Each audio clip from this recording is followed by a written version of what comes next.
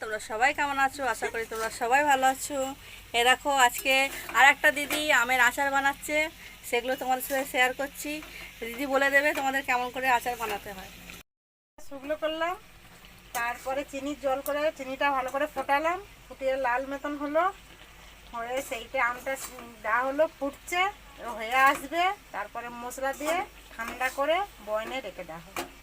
শুনে নিলে বন্ধুরা, আর তোমরা দেখে নাও কেমন সুন্দর করে বানাচ্ছে মিষ্টি আমের আচার। আর আমাদের ভিডিওগুলো যদি তোমাদের ভালো লেগে থাকে প্লিজ আমাদের চ্যানেলটা সাবস্ক্রাইব করবে।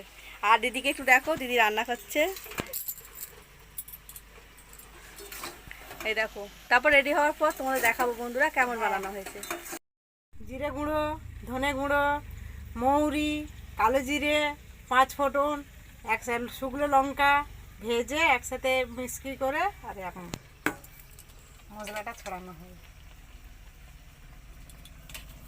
দেখো বন্ধুরা কি সুন্দর গন্ধ বেরোচ্ছে, দারুণ সুন্দর গন্ধ হয়েছে।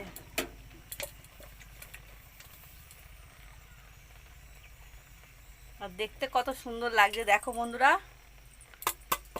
এখানে সব ঘরে ঘরেই বানায় বন্ধুরা, সব দিদিরা।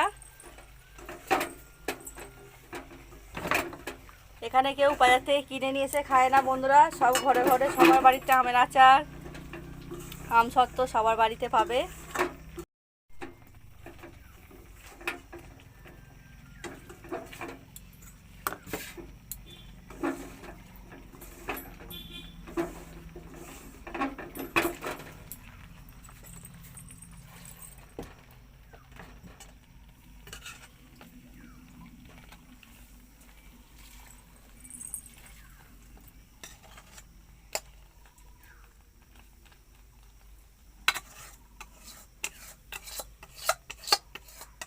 দেখো কত সহজে আমের আচার তৈরি হয়ে গেল ঘরে।